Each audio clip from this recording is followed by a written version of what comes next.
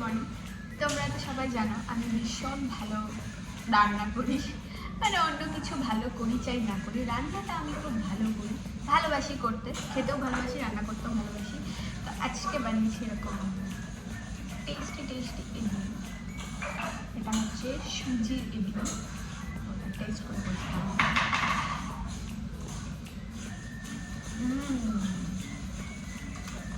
অসাধারণ। টমেটো সাম্বার আছে।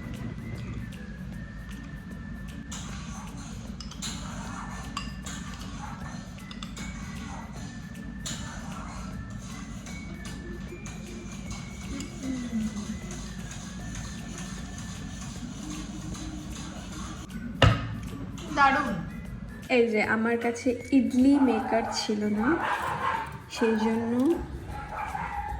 আপ্পাম মেকারের মধ্যে আমি ইডলি বানাইছি। খুবই কষ্ট করে এরকম নিচে জল দিয়ে তার উপর এটাকে সেট করে বসাইছি।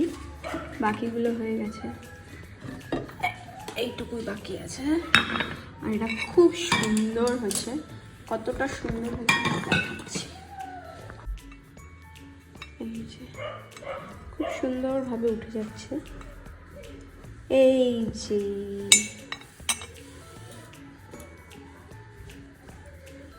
জাস্ট এরকম হচ্ছে, এরকম নরম। আর খেতে কেমন এটা একটু পরে বলছি। এখানে একটু করে ধরলে এটা টুক করে উঠে যাচ্ছে, এরকম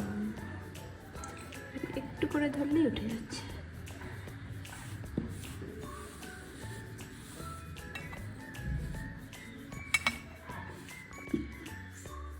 এতগুলো ইডলি হয়েছে, কিছু কিছু প্রথমের দিকেরগুলো একটু ভেঙে ভেঙে গেছে, কিন্তু ভালোই আছে। তো এই যে আমি ফ্রেশ 5টা নিয়েছি। এরপরে আছে সাম্বার, আর সাম্বারটাও ভীষণই টেস্টি।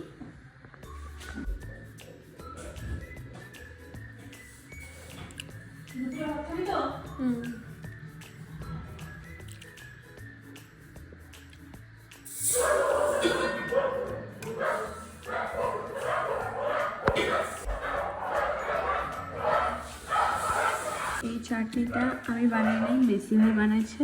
এটা বাদামের চাটনি। এটা খেতে কেমন এটা জাস্ট বোঝানো যাবে না, একটা চামচ লাগবে। আমি এখান থেকে একটু চাটনি নেব তুলে। চাটনিটা ভীষণ ঝাল, তাই আমি বেশি নিয়ে নষ্ট করব না। আমি এত বেশি ঝাল খেতে পারি না। ঝাল খাওয়ার দিক থেকে ভীষণ নাজুক।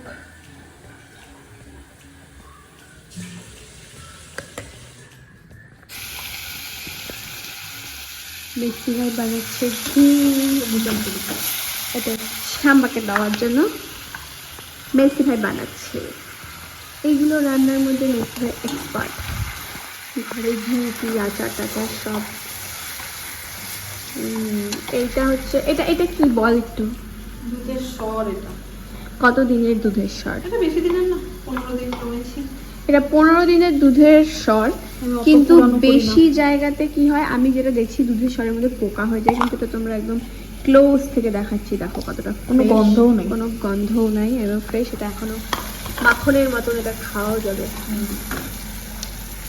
আইসক্রিমের মতো বাটার লাগছে। তো এটা হচ্ছে আমাদের হোমমেড ঘি হচ্ছে। এটা যাবে সাম্বার শ্বশুরবাড়িতে।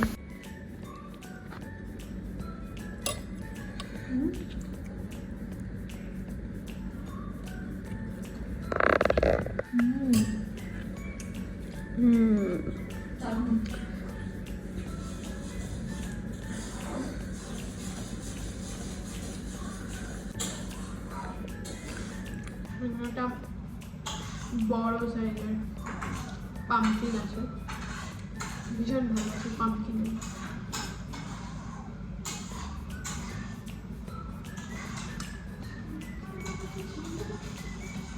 So tasty.